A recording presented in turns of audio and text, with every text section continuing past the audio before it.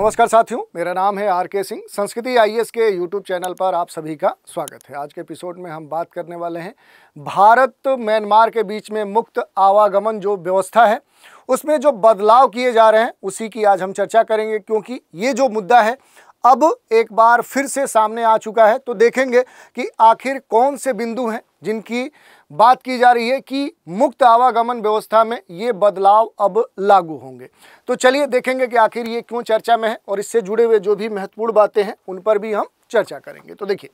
सबसे पहले अगर हम बात करें कि ये पूरा मामला चर्चा में क्यों है, तो इसके लिए एक न्यूज़ आर्टिकल लेते हैं जिसमें ये कहा गया है कि under revised free movement regime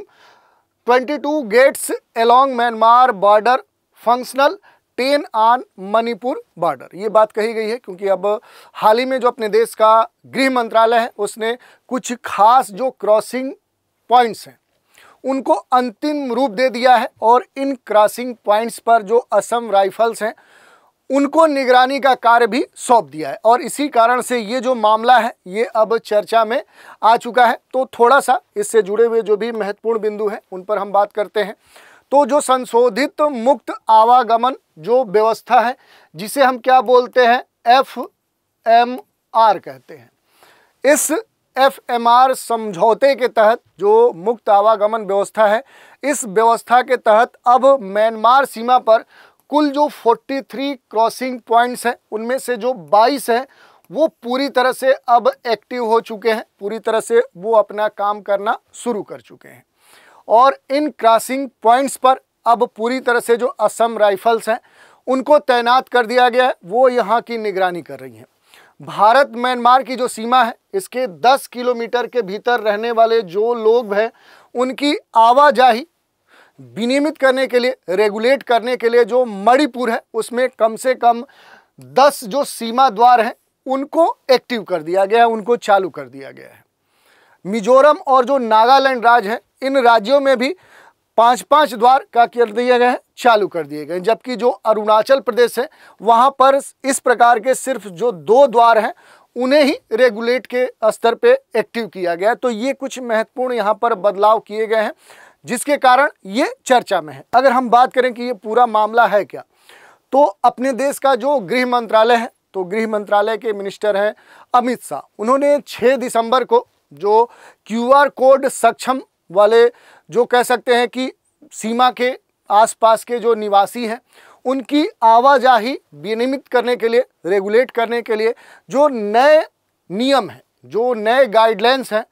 उनको अंतिम रूप दिया। और जो गृह मंत्री अमित शाह हैं उन्होंने जो अपने देश में मुक्त आवागमन जो व्यवस्था है उसको खत्म करने की भी घोषणा की थी, लेकिन समझौते को अभी तक निलंबित नहीं किया गया है। और इस संदर्भ में अगर देखें, जो फॉरेन मिनिस्ट्री है, जो विदेश मंत्रालय है, उसके द्वारा इस संबंध में अभी तक कोई औपचारिक जो आदेश है, जो गाइडलाइंस है वो नहीं जारी किया गया है। तो ये पूरा मामला है और इसी के संदर्भ में थोड़ा सा हम बात कर लेंगे। भारत जो म्यांमार सीमा पर जो मुक्त आवागमन जो व्यवस्था दी गई है आखिर ये है क्या, और इससे जुड़े हुए जो महत्वपूर्ण बिंदु हैं कि आखिर इस पूरे आवागमन व्यवस्था में कौन कौन सी सहूलियत दी गई है, कौन सी बातें प्रोहिबिटेड हैं, उन पर थोड़ा सा हम चर्चा करते हैं। देखिए, पारस्परिक जो सहमति है उसके आधार पर ये कहा गया है कि ये जो दोनों देश हैं इनके बीच में एक पारस्परिक रूप से जो सहमति है उसकी व्यवस्था यहाँ पर दी गई है। ये जो दोनों देश हैं इन दोनों की तरफ से सीमा पर रहने वाले जो भी जनजातियाँ हैं उनको बिना किसी वीज़ा के एक दूसरे देश के 16 किलोमीटर अंदर तक आने जाने की, यात्रा करने की जो अनुमति है वो इस भारत और म्यांमार सीमा पर जो मुक्त आवागमन व्यवस्था है उसके तहत प्रदान की गई है। ये किसके लिए है, तो सीमा पर रहने वाले जो जनजाति है केवल उनके लिए है और उनके लिए भी ये कहा गया है कि जो बॉर्डर है, जो सीमा है उससे 16 किलोमीटर अंदर ही वो आ जा सकते हैं। और ये दोनों देशों के जो जनजातियां हैं उनके लिए ये बात कही गई है। इसके अलावा देखिए, सीमा पार करने के लिए कुछ गाइडलाइंस दिए गए हैं। ये कहा गया है कि जो लोग हैं वो सीमा पास दिखाकर सीमा पार कर सकते हैं। ये पहली बात कही गई है। इसमें यह भी कहा गया कि आमतौर पे 1 वर्ष के लिए ये जो सीमा पास होगा ये वैलिड होगा और प्रति यात्री 2 सप्ताह तक वहाँ रहने का ये परमिशन देता है। इसके अलावा जो मुक्त आवागमन व्यवस्था है उसमें ये कहा गया है कि ये जो कार्यक्रम है, ये जो व्यवस्था थी, इस व्यवस्था को वर्ष 2018 में भारत की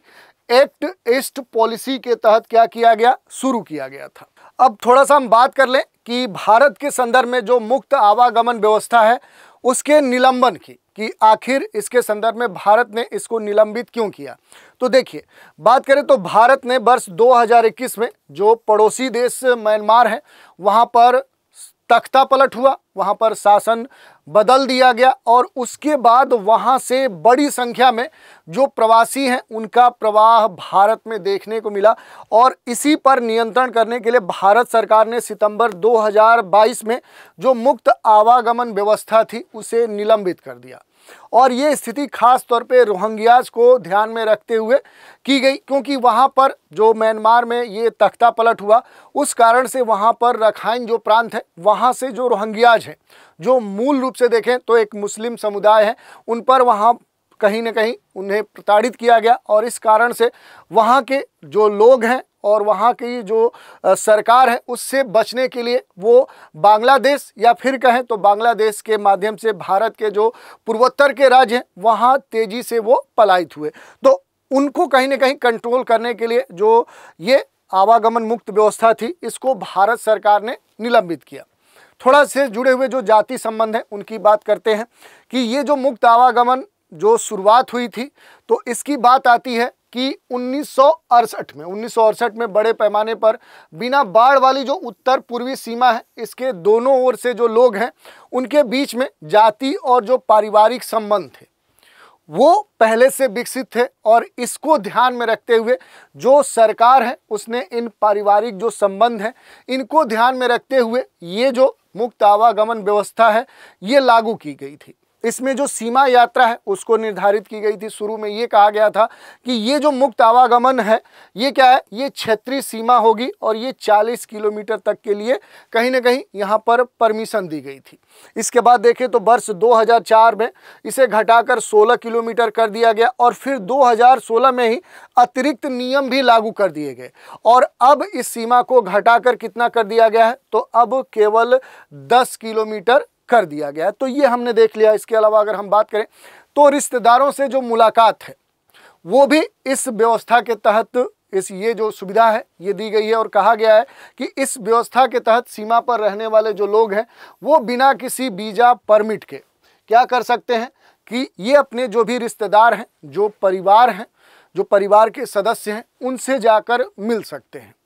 अब रेगुलेशन के स्तर पे जो मुक्त आवागमन है इसकी अगर हम बात करें तो सीमा पर रहने वाले जो भी लोग हैं उनकी जो संवेदनशीलता है उसको ध्यान में रखते हुए अब जो मुक्त आवागमन व्यवस्था है उसको रेगुलेट किया जा रहा है। अब इसे और प्रबंधित किया जा रहा है, इसमें कुछ और क्लाज जोड़े जा रहे हैं। ये कहा जा रहा है कि लोग जो भी सीमा के पास हैं उनके साथ यात्रा कर सकते हैं और उनके जो बायोमेट्रिक्स रिकॉर्ड्स हैं अब वो क्या किए जाएंगे, यहाँ पर दर्ज किए जाएंगे, विवरण उनके लिए जाएंगे और ये जो विवरण होगा ये बायोमेट्रिक्स आधार पर होगा जो कहीं ना कहीं एक केंद्रीकृत जो पोर्टल है उस पर अपलोड किया जाएगा कि कौन सीमा पर आ जा रहा है और उससे जुड़ी जो भी जानकारी है वो वहाँ पर दर्ज की जाएगी कि आने वाले भविष्य में अगर उसकी आवश्यकता पड़ती है तो उस रिकॉर्ड का इस्तेमाल किया जा सके और उससे ये सुनिश्चित किया जा सके कि कोई भी जो व्यक्ति सीमा पर आ जा रहा है वो कोई नकारात्मक गतिविधि में शामिल तो नहीं है। तो ये सारी बातें यहाँ पर कही गई हैं। इसके अलावा अगर हम सिक्योरिटी जांच की बात करें तो असम राइफल्स को म्यांमार से भारत में प्रवेश करने वाले जो लोग हैं उनके लिए पास जारी करने का एक तरह से परमिशन दिया गया है। सुरक्षा जांच की जो पहली परत है उसका संचालन करने के लिए जो एजेंसी है उसके रूप में नामित किया गया है। अरुणाचल प्रदेश, नागालैंड, मिजोरम, मणिपुर में देखें तो राज्य पुलिस जो है वो म्यांमार निवासियों के ठहरने का जो स्थान है उस पर सुरक्षा जांच करेंगी। इस तरह से बहुत सारी बातें कही गई हैं। अगर हम थोड़ा सा इसमें बात करें कि सीमा पास की जो वैलिडिटी है उसके बारे में क्या कहा गया, तो सीमा जो पास है उसकी जो वैलिडिटी है वो कितने दिनों की है, तो वो 7 दिनों तक वैध रहेगी, ऐसी बात इस क्लाज में कही गई है। और भविष्य को देखते हुए जो योजनाएं हैं उसमें ये कहा गया है कि इसके सेकेंड स्टेज में लगभग 1643 किलोमीटर जो दोनों देशों के बीच में भारत और जो म्यांमार है उनकी जो अंतर्राष्ट्रीय सीमा है उस पर 21 अतिरिक्त जो सीमा चौकियां हैं उनको यहाँ पर स्थापित किया जाएगा और उनके द्वारा रेगुलेट किया जाएगा, ये बात कही गई है। अब यहाँ पर थोड़ा सा अगर हम बात करें जो भारत है और जो म्यांमार है इनके बीच में आप देखेंगे तो एक लंबी जो सीमा है वो साझा होती है और ये कितनी है, तो यहाँ पर देखेंगे तो 1643 किलोमीटर इन दोनों के बीच में एक लंबी जो सीमा है वो साझा होती है। पूर्वोत्तर के जो मूल रूप से देखेंगे तो जो 4 राज्य हैं उनकी जो सीमाएं हैं वो म्यांमार से लगती हैं।